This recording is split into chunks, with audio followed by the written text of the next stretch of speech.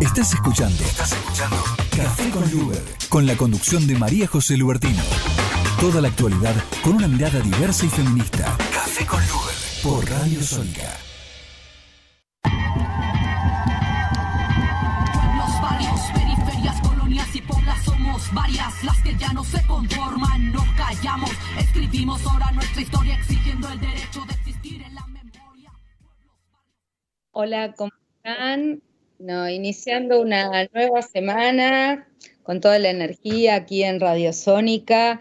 Y bueno, continuamos con nuestros programas especiales sobre Maravilla de Mujeres contra la Violencia, este proyecto tan importante de la Asociación Ciudadana por los Derechos Humanos, con el apoyo del Fondo Fiduciario de Naciones Unidas contra la Violencia de Género, y en este caso en nuestra articulación con la ATA, que es la Asociación de Transexuales, Travestis y Transgénero de la Argentina. Y por supuesto en el programa de hoy vamos a tratar de, profundizar un poco más por qué estamos en este proyecto que tiene por objeto el empoderamiento de las mujeres y personas trans y no binarias, por supuesto para fortalecer en todo el país, desde Jujuy hasta Tierra del Fuego, la prevención y la erradicación de la violencia contra las personas no binarias y particularmente las mujeres trans. Así que quiero presentarles, tenemos 4 invitadas, estamos desde todos los puntos cardinales de la Argentina y bueno, la primera que le vamos a pedir que nos ayude un poquito para difundir y para explicar a nuestros oyentes, vamos a presentar a una de quien va a ser nuestras docentes y capacitadoras en este proyecto que estamos iniciando, que es Selena Rubí Gómez. Ella va a ser una de nuestras docentes. Ella es de ATA, de la Asociación de Transgénero y Travestis de la Argentina, y trabaja en el área de diversidad de la Dirección General de Derechos Humanos en Santiago del Estero. Lo que te vamos a preguntar, Selena Rubí, que nos cuentes un poquito, porque no todo el mundo, a pesar de que tenemos ley de matrimonio igualitario y tenemos ley de identidad de género, no todo el mundo sabe qué es ser trans o qué es ser una persona no binaria. ¿Por qué no nos contás un poquito?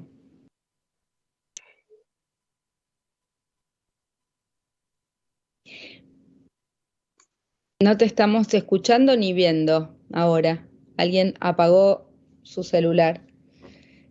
Necesitamos que prendan sus micrófonos.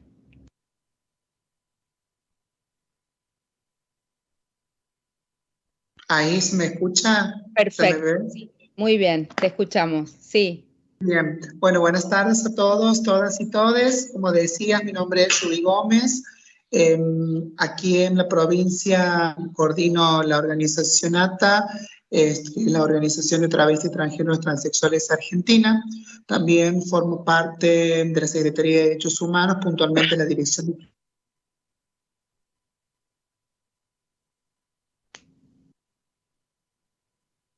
yo hace poquito, el año pasado, me he recibido como docente de nivel primario con orientación superior y he sido la primera en Latinoamérica, ¿sí?, en alcanzar este título, entendiendo que si bien hay docentes, pero puntualmente de nivel primario no.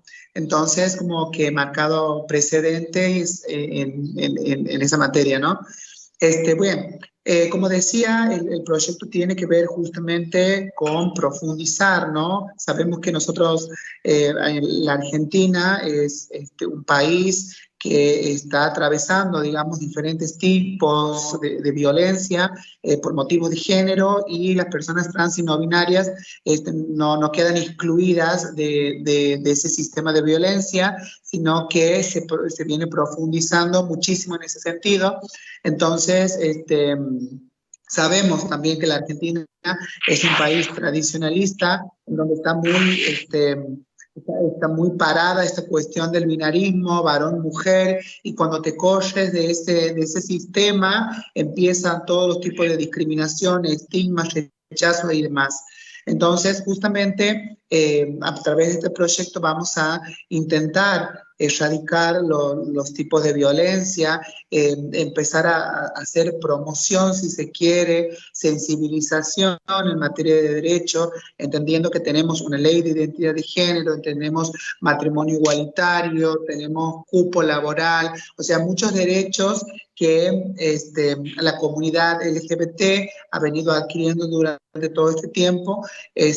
Obviamente que las organizaciones de la sociedad civil han tenido mucho que ver en estos proyectos, ¿no?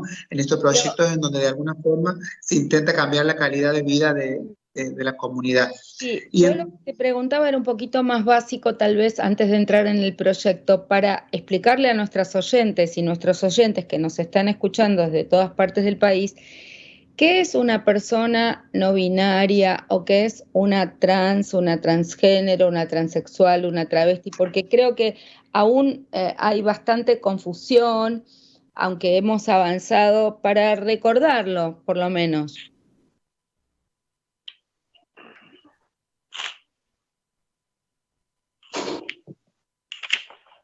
No te estamos escuchando.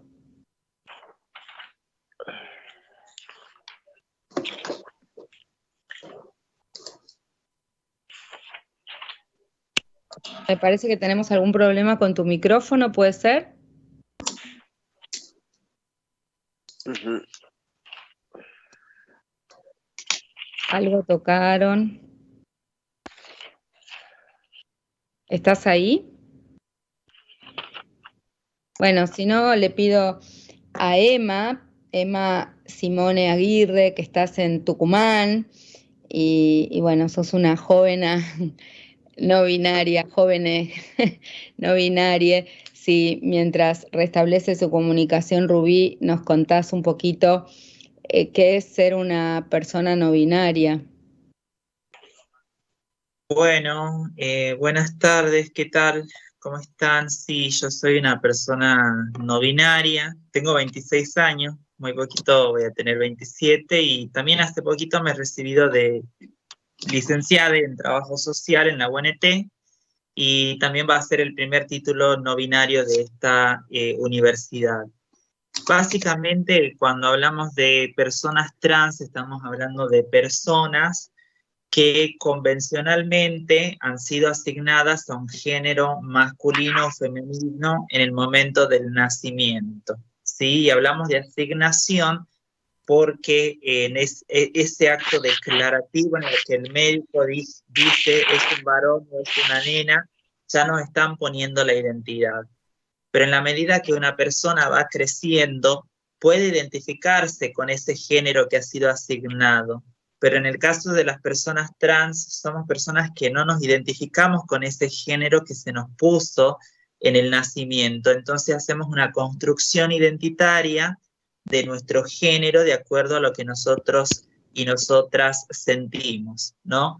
Lo mismo pasa con las personas no binarias. A nosotros se nos asigna un género masculino o femenino al momento del nacimiento y cuando vamos creciendo nos damos cuenta que nada, no nos identificamos con ese género asignado y decimos, bueno, pero yo no quiero ser el opuesto de lo masculino o no quiero ser el opuesto de lo femenino, simplemente quiero definir mi identidad dentro de lo no binario, que sería algo excluyente a lo femenino y a lo masculino, ¿sí? Es decir, no ser ni varón ni mujer, simplemente una identidad que va más allá de ese binario, ¿sí? Eso es como para que se entienda un poco de qué trata, quiénes somos las personas no binarias. Fantástico. Queríamos y agradecemos realmente muchísimo contar con sus testimonios en primera persona, porque, digamos, hay muy pocas estadísticas y muy poco relevamiento de la violencia contra las mujeres en general. Todavía sabemos que hay un subregistro y sabemos que se ha incrementado el poder hablar de la violencia de género en los últimos tiempos. Muchas de nosotras feministas de hace muchos años nos costó muchísimo que se creyera que había una violencia por el solo hecho de ser mujeres.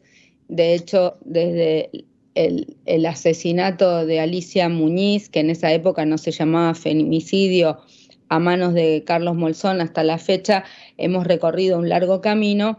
Pero bueno, ahora además de tener estas categorías de femicidio, tenemos categorías específicas como es la categoría de transfemicidio, y de hecho algunas estadísticas que todavía son estadísticas no gubernamentales están dando cuenta de los asesinatos a las mujeres transgénero o trans en sus diversas formas. Pero de todas maneras las formas de violencia física, psíquica, institucional, psicológica son muchas. Por eso, bueno, queríamos que nos contaran un poco. Quiero presentar a Celina Alejandra Esteban. Ella es enfermera y bueno, queríamos escuchar de alguna manera en primera persona las experiencias de violencia que has registrado a lo largo de tu vida. Hola Celina, ¿cómo estás? ¿Qué tal? Un gusto, ¿cómo están todos? Como bien dijiste, tengo 35 años, soy enfermera del Centro 7, jefa de residentes de enfermería. Bueno, la violencia en principio desde casa, creo que comienza ahí. No solamente las personas trans, transgénero sufrimos discriminación, sino creo que el entorno familiar también, ¿no? Y después están los que deciden acompañarte y quienes no. Yo de 7 hermanos hubo una parte que me ha rechazado rotundamente y lo sigue haciendo, y otras, mis hermanas, digamos, son como más unidas a mí. Después violencia institucional todo el tiempo, tanto en la primaria, en la secundaria, en la escuela de enfermería, en el trabajo, hasta para el puesto donde llegué también sufrí muchísima violencia y por parte de los compañeros también.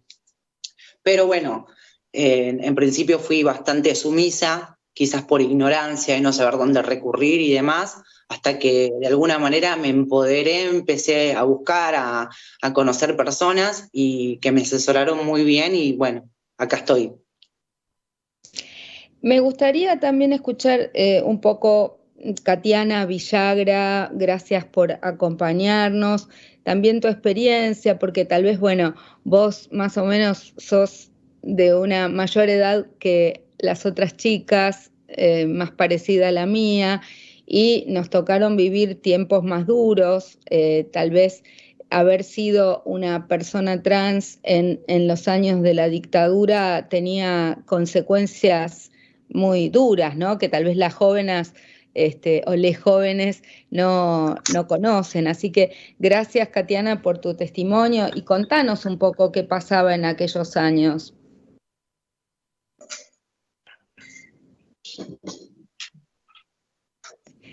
No te estamos escuchando, tal vez tengas que prender el micrófono. Buenas tardes a todas, a todos y a todes.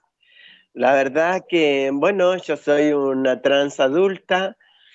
Disculpen, estoy muy congestionada, pero una trans adulta que tiene 59 años, o sea, de generaciones mucho más atrás que las compañeras que hoy pueden estudiar y trabajar y poder desarrollarse de otra manera.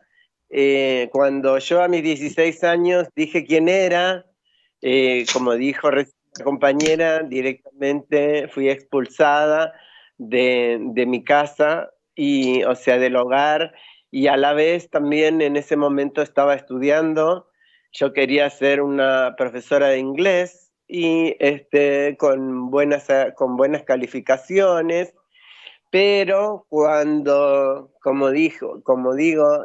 dije quién era, también fui expulsada del sistema de educación, en el sistema de salud, en el sistema de vivienda, en todos los sistemas. Las personas trans, que en ese momento no se decía trans, sino se utilizaban otras formas, mucho más despectivas que las de ahora, que por suerte son un poco más, y orgullosa de decir que somos personas trans y poder seguir defendiendo nuestra calidad de vida, ¿no?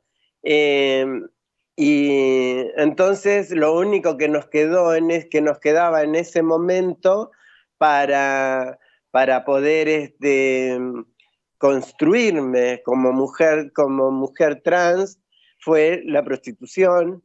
Fue el único medio que llegó hacia nuestra comunidad, siendo menores, siendo compañeras y compañeras muy chicas, donde cuando éramos detenidas íbamos a los colegios de menores, y en esos colegios de menores también seguíamos teniendo la violencia, donde nos violaban, donde nos pegaban y todo lo demás, y bueno, nos escapábamos y volvíamos de nuevo al trabajo sexual, y otra vez teníamos que volver a mentir nuestra edad para poder subsistir, ¿no? O sea, de que, y para poder construirnos, como para poder tener pechos, para poder nos recomendábamos hormonas, la que venía, la que una le decía a la otra cuál era la que le había hecho bien, y otra también, y así, no todos los cuerpos eran iguales.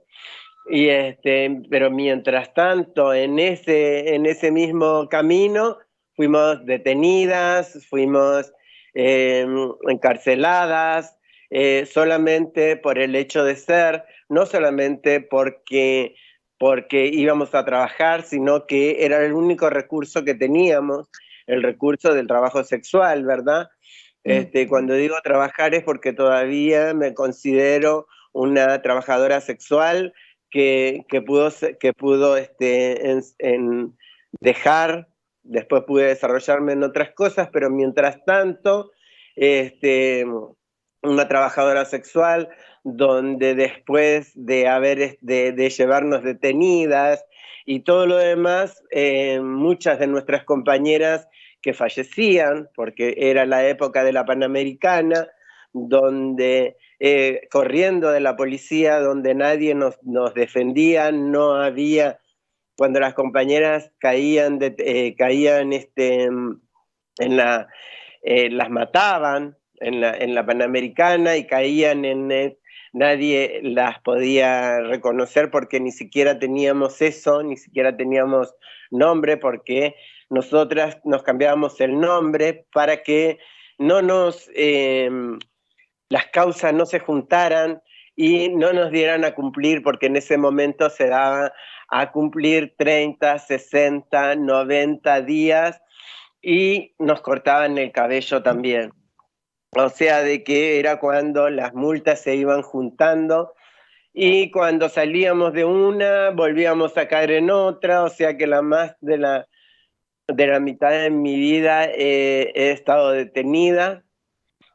Y hasta que en ese tiempo también apareció la tan temida hoy en día silicona, el aceite de avión, que pensando que nuestro cuerpo se iba a ver mejor, porque era, como digo, el único sustento. Entonces necesitábamos tener pechos, necesitábamos tener caderas, y la silicona era lo más rápido, porque la hormona tardaba más tiempo.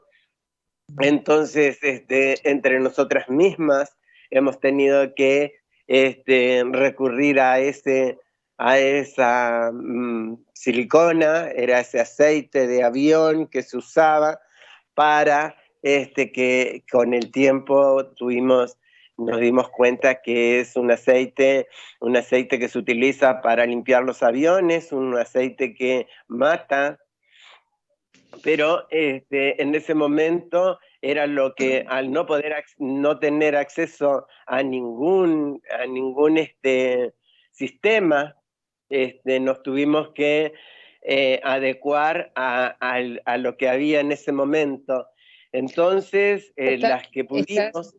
Estás relatando una historia muy fuerte que tiene que ver con lo que ha sido la vida de la mayoría de las trans, de las travestis, de las transexuales en la Argentina durante muchos, muchos años, que no solamente fueron los años de la dictadura. Después de recuperada la democracia, siguieron vigentes los edictos policiales y por lo menos acá en la ciudad de Buenos Aires recién los pudimos derogar en 1996 con nuestra Constitución de la Ciudad de Buenos Aires que consagró el derecho a ser diferente, pero después, muchos años más, seguimos trabajando en todo el país para la derogación de los edictos policiales, porque de hecho la policía tenía una de esas cajas negras en la persecución de las personas trans por el solo hecho de usar ropa que no se correspondía con el sexo asignado y las metían presas con esa excusa para tratar de sacar dinero y explotarlas de alguna manera por su ejercicio de la prostitución, ¿no? Pero bueno, esto es una historia grave y por eso también la cantidad de mujeres trans fallecidas a muy corta edad, porque estaban sometidas a una serie de situaciones institucionales y sanitarias que eran de total descuido y daño, ¿no? Pero me gustaría retomar la conversación con Rubí, porque ella ahora va a ser docente de este curso, pero ella también sufrió violencia. ¿Cómo pasaste de sufrir violencia a poder empoderarte y tener la opción de empezar a ayudar a otras compañeras? Hola, ¿ahí se me escucha? Sí. Bien. Bueno, a ver, claramente ahí Katia relataba, digamos, lo que ellas habían pasado en su momento y que aún, digamos, con los avances que hay en materia de derecho, la violencia, digamos, sigue estando. Si bien nosotras, ahí la compañera tocaba el tema del trabajo sexual, creo que la mayoría de las compañeras hemos recurrido en su momento al trabajo sexual, pero también llega un punto, ¿sí? Un punto en cuanto a la persona, en donde también decidimos sobre nosotras, ¿no? Decidimos cuál va a ser nuestro proyecto de vida. Y en ese sentido, tiene que ver también estas organizaciones de la sociedad civil que aparecen en nuestras vidas. En este caso, o en mi caso puntualmente, ATA ha sido la generadora de grandes cambios dentro de mi vida, ¿sí? Quienes me ha dado las herramientas necesarias para considerarme en primera instancia como sujeta de derecho. Y por lo tanto, tengo los derechos que toda persona, ¿sí? Tiene, como el acceso a la educación, el acceso a la salud, a la vivienda, al trabajo, y así como tantos derechos que se nos han negado justamente por lo que planteaba la compañera, porque no entrábamos dentro de esa heteronorma, ¿sí? Que está atravesada por el patriarcado, que nos deben decir qué es lo que tenemos que hacer y qué no, ¿sí? Entonces, ATA me ha dado todas las herramientas necesarias y era fundamental empezar, digamos, a ocupar espacios. Y uno de los espacios en el cual yo he decidido ocupar ha tenido que ver con esta línea educativa, ¿sí? Porque aparte también ha sido un deseo, un anhelo mío siempre de ser docente, ¿sí? Entonces, se me ha dado la posibilidad, porque también es eso, ¿no? Cuando se nos da la posibilidad, ¿sí?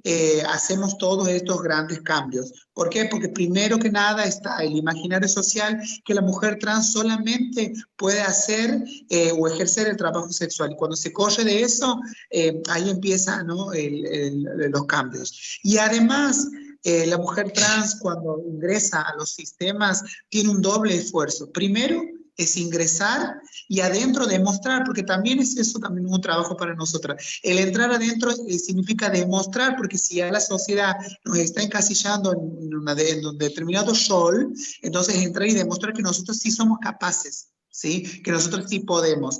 Y eso también tiene que ver con la potencialidad, digamos, y las capacidades que nosotras tenemos, pero no la hemos podido explotar al extremo en ese momento porque no se nos ha dado la posibilidad. Y de repente se nos da la posibilidad, entonces empezamos a ocupar esos espacios que se nos han negado históricamente. A mí en lo puntual, digamos, Si bien yo he sido una mujer también que ha atravesado muchas situaciones de violencia, pero también y era empezar, ¿no?, a no llevar el apunte, porque ya llega un momento de que estamos tan empoderadas que hay cosas de que nos resbalan porque sabemos que hay cosas mejores que eso, ¿sí? Entonces, en ese sentido empezamos a tomar la violencia como una manera de lucha, de resistencia, de poder, digamos, hacer promoción en cuanto a poder erradicar esa violencia, y profundizando en muchas cuestiones que nos atraviesan. Entonces, muchas veces desde las experiencias se hacen los cambios, ¿no? Entonces, nosotros creo que somos el fiel reflejo de eso, ¿no? De haber atravesado muchas situaciones de violencia en ese momento y que hoy a través de esa violencia se convierte en lucha para que las nuevas generaciones no pasen lo que nosotros hemos pasado. Por eso seguimos bregando por muchas leyes, como por ejemplo la ley integral trans, que es una ley que va a venir a cambiar sin duda la calidad completa de la calidad de vida de la población trans.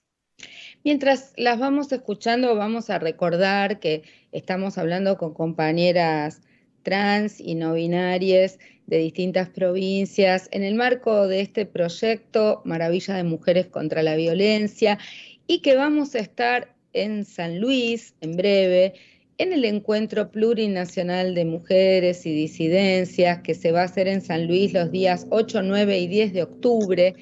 Y vamos a estar varias de nosotras, por un lado, en los talleres de personas trans y de diversidad sexual, por el otro lado, en los talleres de violencia de género, en los talleres de mujeres con discapacidad y en los talleres de mujeres migrantes, para tratar de contarles más sobre este proyecto y sobre todo que vamos a hacer el día 9 de octubre al mediodía, entre las 13 y las 15 horas, en la Plaza Independencia de San Luis, una jornada, un evento donde, bueno, vamos a compartir una empanadita en la hora del mediodía, pero sobre todo vamos a tratar de hablar con las mujeres de estos colectivos vulnerabilizados que sufren violencia a lo largo y ancho de la Argentina, para ver cómo nos organizamos, fortaleciendo las instituciones provinciales que hay en cada uno de estos casos, pero sobre todo cómo desde la propia sociedad civil llegamos a más compañeras para que podamos cambiar y exigir cambios en las leyes provinciales, para que podamos cambiar los protocolos de atención de violencia en la justicia, porque muchas veces los protocolos de atención de violencia que se han logrado con mucho esfuerzo de las mujeres no captan las diversidades de discapacidad o de diversidad sexual o de nacionalidades diversas, y no están teniendo en cuenta las particularidades y las necesidades de estos colectivos vulnerabilizados. Pero bueno, quisiera volver a Emma, porque de Santiago del Estero, que la escuchábamos recién a Rubí, que es una provincia bastante conservadora, también Tucumán no le va a la saga.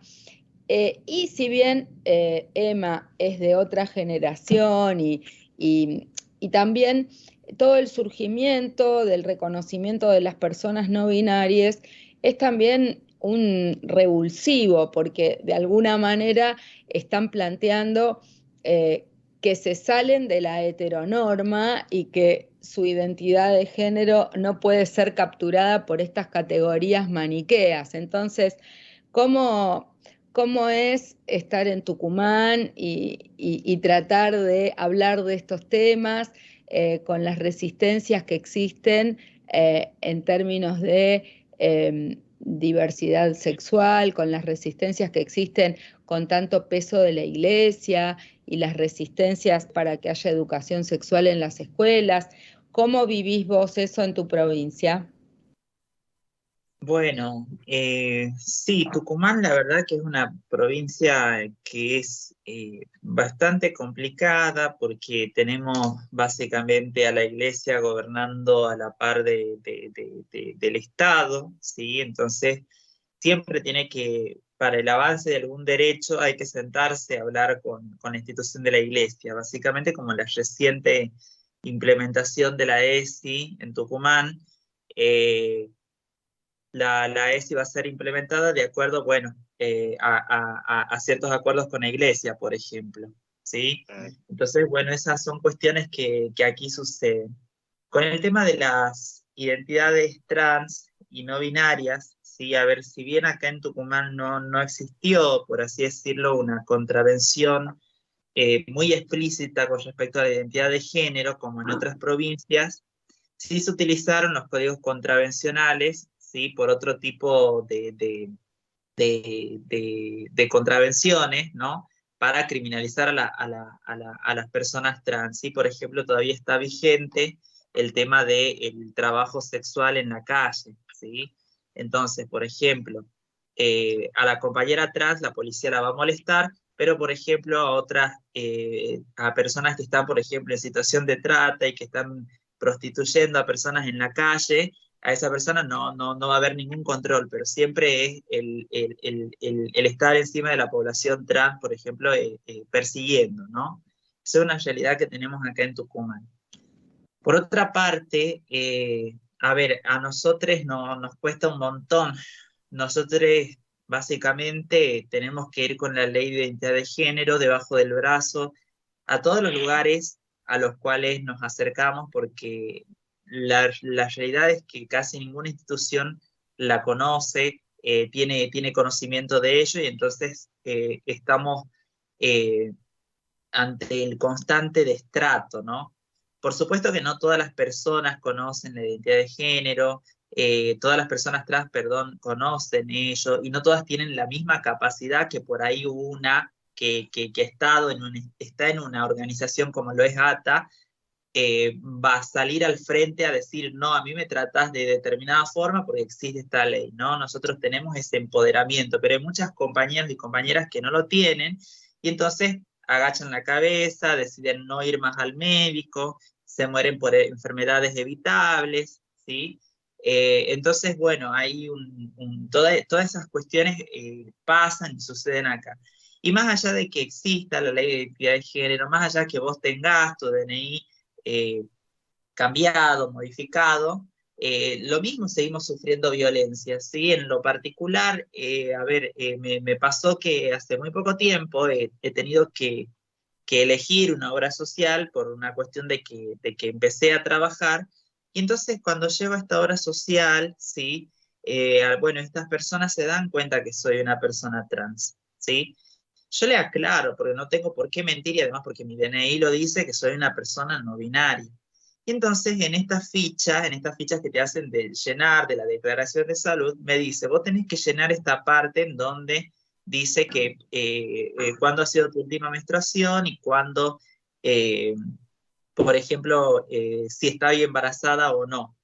Y además con letras muy pequeñas decía que solamente completar si la persona era femenina. Y yo le digo, yo no soy femenina, no tengo por qué llenar ese lugar. Me dice, pero tenés un nombre Emma, que es un nombre femenino. Y yo le digo, ¿y cuál es? Le digo, mi DNI dice que no soy femenina, dice que soy no binaria.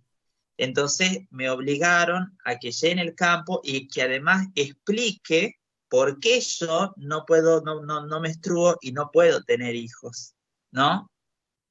O sea, tenía que declarar básicamente cuáles eran mis caracteres sexuales y todo eso. Como obviamente supone que soy una persona trans, me dice, si estás haciendo, me quería obligar a declarar que yo estaba haciendo tratamiento hormonal cuando no lo estaba haciendo. Entonces también allí, porque me decían, no, porque te tenemos que cobrar un plus, si es así, yo digo, no, vos no me tenés que cobrar nada, porque la ley dice que usted me lo tiene que cubrir gratuitamente. ¿Sí? Entonces me empezaron a poner toda una serie de barreras, de cuestiones discriminatorias, de cuestiones que no van, que no deberían pasar, para que pueda ingresar. Y al final de todo, bueno, tanta insistencia que yo he tenido, ¿sí? Porque no te pueden poner la cuestión trans como un antecedente, como si fuera una enfermedad. Yo he reclamado hasta que me aceptaron todos los papeles. Cuestión que nunca me dieron el alta, me bloquearon para que no pueda llamar, ni preguntar, ni nada, ¿sí? Así que bueno, esta es la... ¿Por qué no decís, vos querés decir la obra social o la prepaga de qué se trata? ¿Es una empresa privada o es una obra social? Es una obra social, es Sancor, la empresa Sancor, que está en todo el país, ¿sí? Entonces, bueno, esto es lo más reciente que me ha ocurrido y que lo comento, porque es también ver cómo no se aplica también la ley de identidad de género, cómo el personal no está capacitado, y bueno, también esta cuestión de decir, bueno, yo sé cuáles son mis derechos, yo lo he reclamado en ese momento en donde estaba pasando todo eso, es muy y importante actualmente...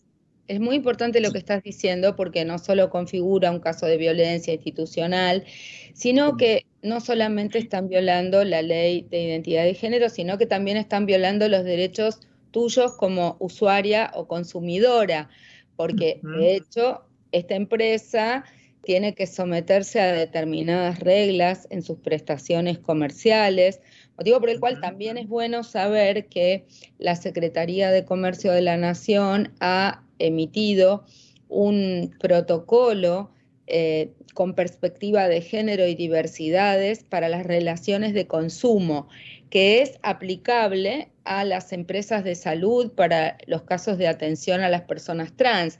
Entonces, es muy importante que las personas sepan que hay un procedimiento a través de un sistema que se llama COPREC, que se puede entrar por una página web donde si hay una situación de discriminación o de violencia institucional o de una carente prestación de un servicio de salud de una empresa privada, se puede hacer la denuncia al sistema del COPREC y se convoca a una suerte de mediación, porque ellos obligan a las empresas de salud a cumplir con las leyes vigentes. Esto te lo comento, más allá de tu caso, supongo que este tipo de cosas son las que nosotras vamos a ver en el curso, porque a veces hay conocimientos generales, pero siempre hay más herramientas y además poner en común, ¿no? Porque, digo, no todas sabemos que tenemos 24 provincias, distintas jurisdicciones judiciales.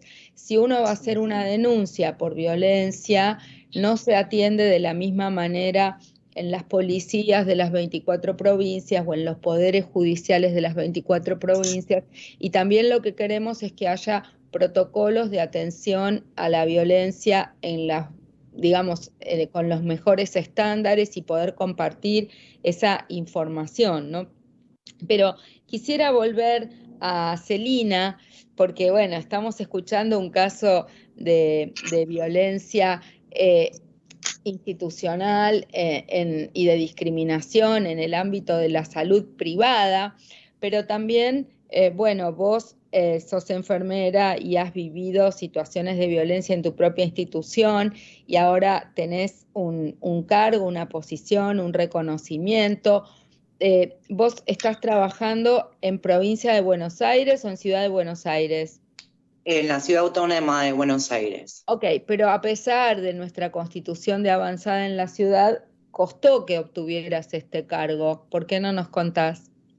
Entré por concurso, ahora volví a concursar y quedé en planta permanente porque se terminó mi contrato, que es de 1 año, pero sí pasaron situaciones de superiores, resistencias, como decía Ruby, que tenemos que demostrar el doble o el triple muchas veces que las demás o que los demás para mantenernos ahí, tener que pelear constantemente o plantarse. De pelear me cansé, de plantarme estoy muy empoderada, pero siempre tenemos que estar, como decía también la otra compañera, con la ley abajo del brazo. Y en lo personal, ¿vos has sufrido alguna situación de violencia física o psíquica? ¿Cuáles fueron los peores momentos que te tocaron vivir? De chica y en la adolescencia, sí, por parte de mis compañeros o personas del barrio, física fea, o sea, de golpes constantemente. También fui perseguida por la policía durante un montón de tiempo. Me acuerdo a mi mamá teniendo que ir a la municipalidad, hablar con el intendente por un tema de que no me dejaban de perseguir. Iba al kiosco y me perseguían en todos lados. Y la pregunta es, ¿en ese momento pudieron hacer la denuncia? ¿Tu familia te acompañó por lo que me estás diciendo? Pero ¿cómo terminaron esos episodios? ¿Tuvieron alguna consecuencia? Lo pudieron solucionar mediante charlas con el municipio. No me olvido que me habían dado un papelito que decía, esta persona, mi nombre, es de mi conocimiento.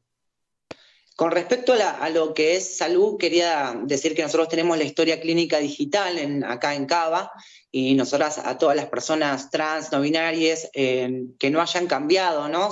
Porque no es obligación, obviamente, cambiar su nombre registral, nosotras lo que hacemos es ponerle el nombre de pila para que no se sientan incómodas al momento de ser llamadas.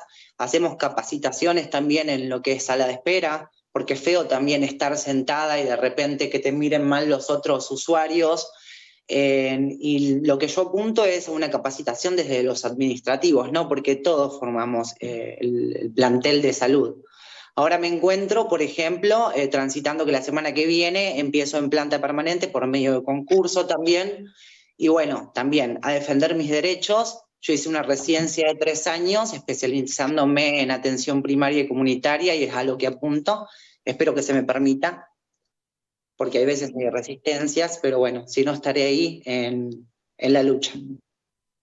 No, es muy importante lo que decís. Entonces, de alguna manera, en el servicio donde estás prestando vos tus tareas, están aprovechando de tus conocimientos y de tu condición para que trates de generar cambios y pautas culturales distintas, ¿no? Pero digo, ya ha habido una capacitación de tus compañeros, ya se han adecuado, la institución se adecuó a tu presencia, sos la única en tu equipo, digamos, trans. Sí, y estamos muy contentas porque la verdad que tengo un equipazo, lo voy a decir, con la médica generalista Natalia Barbier y una antropóloga que también se llama Natalia, y abrimos el consultorio de diversidad, donde de a poquito estamos difundiéndolo para lo que sería la hormonización, y queremos apuntar no solo a la hormonización, sino a una consulta integral, ¿no? Desde trabajo social, odontología, chequeos y demás. Y hace poquitito, muy contenta también, Fabiola Aguirre, la directora de la carrera de enfermería de la Universidad Nacional de José de Paz, me convocó para ser docente, así que ahora estoy como docente de enfermería comunitaria y también incursionando por ahí, muy contenta. Qué bueno. ¿Y acá en Buenos Aires, en qué servicio estás o en qué hospital? ¿Dónde es que estás? En el Centro de Salud de Atención Primaria y Comunitaria número 7. ¿Qué queda en? En Villa Lugano, depende del área programática del Hospital Santo Yani. O sea, ¿es el Julieta Lanteri? No, desde el Santo Yani. Ah, del Santo Yani. Ok. Bueno, buenísimo. Quiero volver a Celina, bueno, Celina sos vos, a Katiana Villagra, que nos contó la experiencia como más de jovencita y durante la dictadura, pero bueno, ¿cómo transitas hoy? Y vos seguís viendo las situaciones de violencia. Supongo que muchas de tus amigas y compañeras de juventud deben haber fallecido víctimas de femicidios, de violencia, que eso debe ser algo que lo estás viendo cotidianamente, ¿no?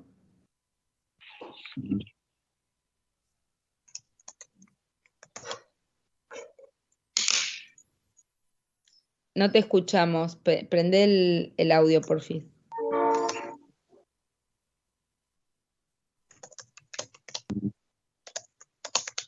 Ahora. Ahora sí. Ahora no te escuchamos. Una sola vez toca, así volvés con el micrófono. ¿Ahora? Ahora sí. No. Yo creo que sí, que acá todavía continúa la violencia, como la violencia institucional también, por supuesto. Nosotros hace 6 años nada más que tenemos un lugar, un área de la diversidad. Hace 6 años el gobierno, acá nosotros tenemos un gobierno que es el gobierno del Movimiento Popular Neuquino, o sea que hace 60 años que gobiernan ellos y... Vamos a decir que estás en Neuquén, obviamente, porque no lo habíamos dicho, sí. Entonces acá no existía la mirada de la diversidad en el Estado hasta hace 6 años atrás, cuando un grupo de activistas, estaba el actual gobernador, se presentaron para comentarle que había un grupo de personas, ¿no es cierto?, para que estábamos trabajando en las organizaciones sociales, y el gobernador prometió en ese momento, que no lo era, que si él ganaba iba a abrir un área de la diversidad sexual, y así fue. Entonces al principio se creyó de que la Dirección Provincial de Diversidad era solamente para atender algunas cositas nada más de las personas trans. Sin embargo,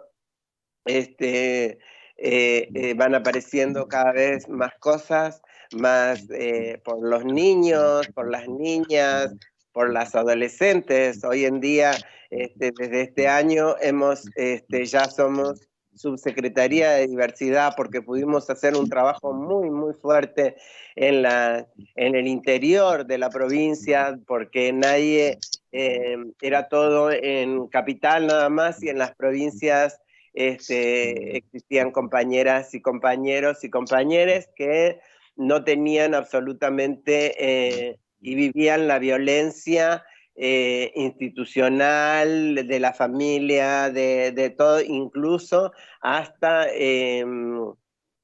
suicidios, ¿no es cierto?, de compañeras y compañeros que tuvieron. O sea que entonces ese trabajo se hizo muy, muy fuerte para nuestra comunidad, pero yo cuando cumplí 55 años, recién pude acceder a un trabajo. Yo tengo mi taller de costura, donde también doy clase los días martes, y da la casualidad que nosotras hace 17 años conocimos a la hermana Mónica Astorga, que fue un gran pilar para las mujeres trans acá en Neuquén, y por intermedio de ella se pudo presentar un proyecto de 12 viviendas para 12 compañeras, y hoy en día tenemos una casa de contención que está acá mismo en mi casa, o sea, enfrente. Y eso son cosas que nosotros vamos haciendo desde parte de la iglesia, donde un montón, como todavía seguimos teniendo una resistencia total de algunas personas de la iglesia, pero en otros lugares en otras cosas hemos podido avanzar, pero también desde lo institucional también hemos podido avanzar a pesar de las violencias que seguimos todavía teniendo, como hoy mismo un compañero de 19 años fue al registro civil y se presentó en la subsecretaría a hacer una denuncia de que lo habían tratado muy mal para poder hacer su cambio registral. Entonces, donde le preguntaban si se arrepentís, que si no tenía miedo del día de mañana arrepentirse, cosas así, que todavía creo que la violencia institucional y la violencia que todavía sigue faltando, más capacitaciones en ESI, más capacitaciones para que nuestras niñas, nuestros niños y nuestros adolescentes puedan transcurrir en sus escuelas y en todos los espacios, acercándonos a una igualdad, a una ciudad más igualitaria, ¿no? Qué importante lo que decís. Por un lado, bueno, qué bueno un grupo, un sector de la iglesia, esta monja a la que referís, que en lugar de tener prejuicios y de poner barreras, se empaticen y se solidaricen con quienes más lo necesitan, o con un sector vulnerabilizado más allá de sus creencias o sus prejuicios, y que puedan ayudar a otros, no importa cuáles sean sus identidades de género, sus pensamientos o sus visiones. Y también qué importante lo que decís en relación al tema de la educación, ¿no? Tenemos una ley que habla de la educación con perspectiva de género, y esto sucede en bastante pocas provincias. Tenemos una ley de educación sexual integral a nivel nacional que tardó muchísimo la reglamentación, pero sigue siendo sumamente resistida. Acabo de volver, estuve en esta semana en Mendoza en un congreso de juristas y todavía es increíble que vuelvan a insistir para introducir resistencias y la objeción de conciencia para las instituciones privadas de salud. Cuando los sectores oscurantistas del derecho vuelven a insistir sobre la objeción de conciencia, es que quieren que en las instituciones privadas de salud, en los sanatorios privados, no se hagan interrupciones voluntarias del embarazo, no se hagan, digamos, tratamientos de hormonización a las personas trans. Es como que quisieran tener un mundo aparte, y lo que nuestras leyes lograron es que los derechos a la salud son para todos, que no hay objeción de conciencia institucional, y que aun cuando se reconozca la objeción de conciencia de una persona, cosa que nosotras las feministas no estábamos muy de acuerdo en ninguna de las leyes, pero jamás se puede dejar sin la prestación a la persona que requiere el tratamiento para el cambio de sexo, la hormonización o la interrupción voluntaria del embarazo, lo que fuere, ¿no?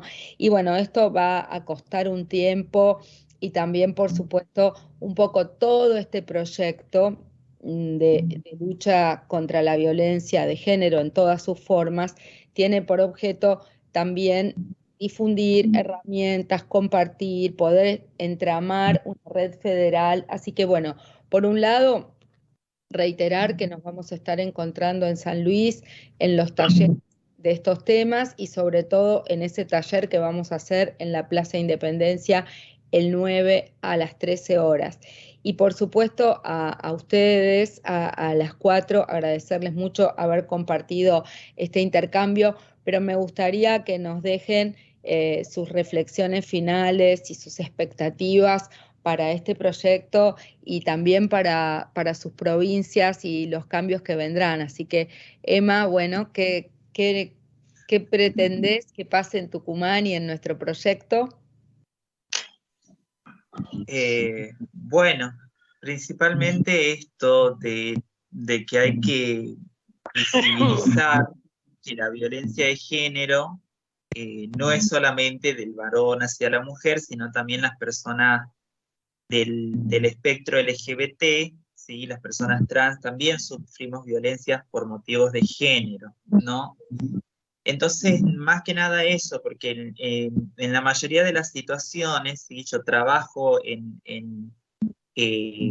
brindamos asesoramiento a las personas trans que se contactan con ATA, y también trabajo en un área del Ministerio de Mujeres, Género y Diversidad de la Nación, en donde también recibimos consultas y denuncias por situaciones de violencia, ¿no? Entonces, a veces las compañeras, los compañeros, no saben cuándo están frente a una situación de violencia, por una cuestión de naturalización, o también solamente por pensar que la violencia es una cuestión física, ¿no? Y no pensar por ahí que si estás en un trabajo y te pagan menos por ser trans, es una violencia económica, que también hay otros tipos de violencia, como la violencia psicológica, ambiental, la simbólica, que es la más recurrente también en nuestra vida por las cuestiones machistas, discriminatorias, respecto a nuestra identidad de género, ¿sí? Es como que también empezar a ver eso, a desnaturalizar las situaciones de violencia, saber reconocer todos los tipos de violencia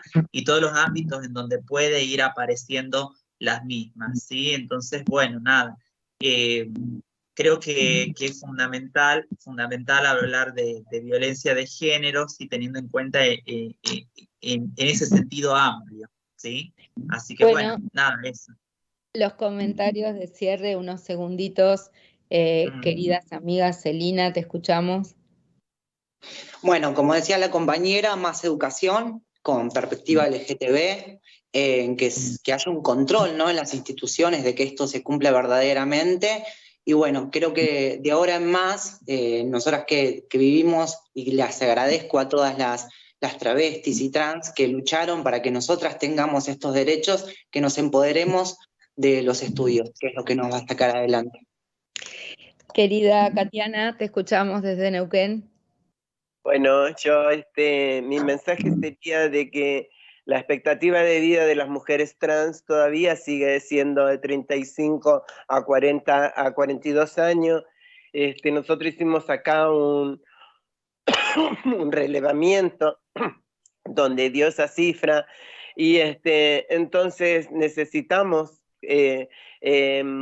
seguir trabajando en todas las violencias, en la salud, en la integración a la educación, al sistema de la vivienda, al sistema de todo lo que las personas trans necesitamos, y como dijo la compañera hoy, tener nuestra ley integral trans, que es la que contempla desde la niñez a la adultez, porque nosotras, las adultas, hemos quedado afuera del sistema totalmente. Entonces me parece que hay que seguir trabajando y mucho para cambiar nuestra expectativa de vida y poder así conseguir nuestra anhelada reparación histórica. Muchas gracias, Tatiana. Y bueno, Rubí, que va a ser una de nuestras docentes, y bueno, las expectativas y cómo nos vamos preparando, los insumos que vamos a trabajar para poder escuchar todas las voces, además de las diversidades de los problemas en las distintas provincias, a ver cómo podemos empujar estos cambios. Te escuchamos, Rubí. Sí, bueno, justamente ahí hablaban que son 24 provincias y cada provincia tiene su particularidad en cuanto a las violencias, porque aquí, bueno, está Neuquén, está Tucumán, Santiago del Estero, la compañera de Cava, o sea, son realidades, digamos, que están, y hay cosas de que, bueno, hoy en día ya no tenemos que naturalizar nada, ¿no? Y justamente el proyecto tiene que ver con eso, ¿no? Con corrernos de todo lo natural, establecido socialmente, y empezar, ¿no? A ver, digamos, qué es lo natural. O sea, cómo nos va a empezar a atravesar otras cuestiones y encontrar, ¿no? El significado de cada una de esas cosas, porque también es muy importante al momento de encarar este proyecto, ¿no? El empezar a ver desde otra perspectiva, desde la perspectiva de derechos humanos, desde diferentes lugares, ¿sí? A la violencia. Sabemos que nuestro proyecto tiene que ver con violencia, pero también vamos a hablar de patriarcado, también vamos a hablar de heteronorma, porque a partir de esos conceptos, digamos, se van a desprender estos cursos, si se quiere, estos encuentros, estos talleres, en donde para esa persona que esté, digamos, sea verdaderamente significativo y que también tenga un efecto multiplicador, porque esa es la idea también del proyecto, ¿no? Esto del erradicar tiene que ver con esto, con el efecto multiplicador que vamos a generar desde este proyecto. Bueno, sumarme a lo que... Muchísimo, tenemos que irnos porque pasó la hora rápida. Bueno. Así que quiero mandar un beso enorme a las 4, invitar a todo el mundo a que nos siga en la página web www.acdh.org.ar, y que les vamos a ir dando todos los detalles del proyecto, y sobre todo dedicar este programa a mis queridas amigas que ya no están, Loana Berkins y Vía Baudraco, con quien tanto trabajamos para que hubiera ley de identidad de género, así como nos lo hizo recordar Tatiana. Bueno, un beso muy grande y nos estamos viendo en el trabajo, y las que puedan, todas a San Luis. Chau. Gracias. Viva la diversidad.